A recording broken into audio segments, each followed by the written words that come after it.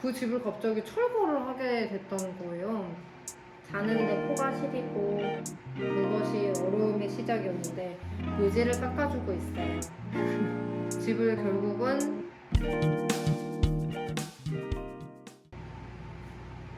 안녕하세요. 제가 그동안 어떤 집에서 살았는지를 좀 말씀드리려고 해요. 제가 홍성에 온 게 2018년 4월인데요. 저는 홍성에 연고가 없는 사람이에요. 홍성에 어떻게 오게 됐느냐? 홍성을 알고 있기는 했어요. 이전에 일하고 서울에서 일할 때도 그렇고 다른 이유로도 한 2번 정도 왔었던 곳이기는 한데 어느 날 회사를 퇴사하고 실업급여를 받는 상황에서 뭔가 새로운 거를 해보려고 찾고 있었어요. 근데 온라인상에서 우연찮게 홍성에 여성 쉐어하우스를 새롭게 만들었다는 걸 보게 된 거예요. 관리비도 굉장히 적게 내도 되고 약간 농업이 됐던 그냥 홍성이라는 곳에 와서 살아보는 거를 좀 테스트해보는 그런 장치로서 있는 쉐어하우스였는데 저는 그때는 길게 살 생각도 아니고 그냥 실업급여 받는 3개월 동안 가서 지내보자 이런 마음으로 왔었거든요.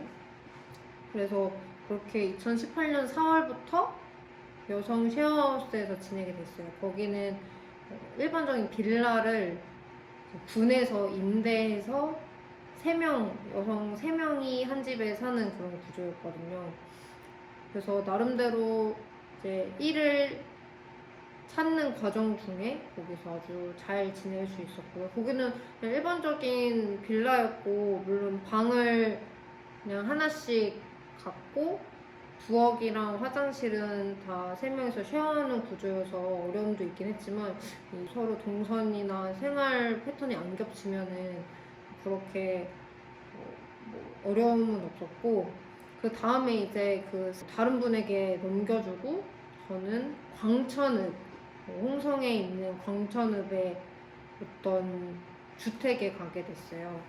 이제 거기는 연세로 돈을 받는 데였는데 이 시골엔 연세라는 게 있어요. 월세 개념도 아니고 월세처럼 돈은 그냥 쓰여지는 거예요. 전세처럼 돌려받을 수 있는 건 아니고. 그런데 연 단위로 되는 거죠. 그래서 연세로 맨 처음에 2019년에는 100만 원이었어요. 근데 그 다음에는 120만 원으로 이렇게 올리시게 되고 거기는 그냥 나름대로 마당도 있고 방 2개 그리고 화장실 하나 있는 옛날 집이었어요. 그래서 아주 나쁜 컨디션은 아니기는 했는데 벽지 같은 건 많이 뜯어져 있고 근데 사실 1년 살고 할 거니까 그렇게 손볼 수는 없었고 그래도 거기 바깥에서 조금씩 식물도 키우고 강아지도 키우고 그러면서 잘 지내긴 했어요. 근데 조금 나올 때 좀 급하게 나가달라고 부탁을 받아서 어려움이 있었죠. 그것이 어려움의 시작이었는데 그때 급하게 집을 찾다 보니까 마을에 이장님께서 여기 집을 들어갈 수 있겠다 해서 거기를 열심히 쓸고 닦고 짐도 원래 있던 광천읍에 있던 짐도 다 빼서 거의 옮겼었어요. 근데 그 집을 갑자기 철거를 하게 됐다는 거예요. 그래서 집을 다시 알아봐야 되는 그런 상황이 됐고 다행히도 역시 이제 마을의 이장님 덕분에 다른 집을 구하게 된 것이 지금 살고 있는 한옥입니다. 근데 이 한옥을 따로 또 촬영을 좀 해볼게요. 굉장히 오래된 한옥이고 그 당시에는 정말 잘 지은 부잣집 한옥이었다고 얘기도 듣기도 하고 제가 봤을 때도 진짜 대들보? 이런 거는 굉장히 튼튼하고 좋은 집인데 그동안 관리가 안 되고 그래서 많이 망가져 있는 상태고 또 저희가 돈을 내고 지내고 있는 게 아니거든요. 또 시골의 신기한 이 주택살이가 뭐냐면 아까 연세 있었고 또 그냥 아무것도 안 내는 경우도 있습니다. 저희 같은 경우는 묘지를 깎아주고 있어요. 그 묘지를 뭐 명절 전에 이제 원래 집주인분들은 서울 뭐 수도권에 살고 계신 걸로 알고 있는데 그분들이 좀 부탁을 하시면은 묘지를 깎아 드리는 식으로 지금은 딱히 뭐 임대료를 내지는 않고 있고, 네, 그렇게 지내는 집들도 시골에 좀 있는 것 같아요.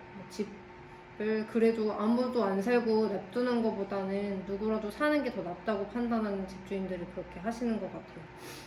그래서 그렇게 한옥집에 살고 있는데, 이게 저희가 2020년 3월에 들어갔는데 지난 겨울을 지내보니까 이제 겨울에 너무 춥고 자는데 코가 시리고 일단 단열이 안 되니까 기름값이 얼마나 많이 드는지 모르겠어요.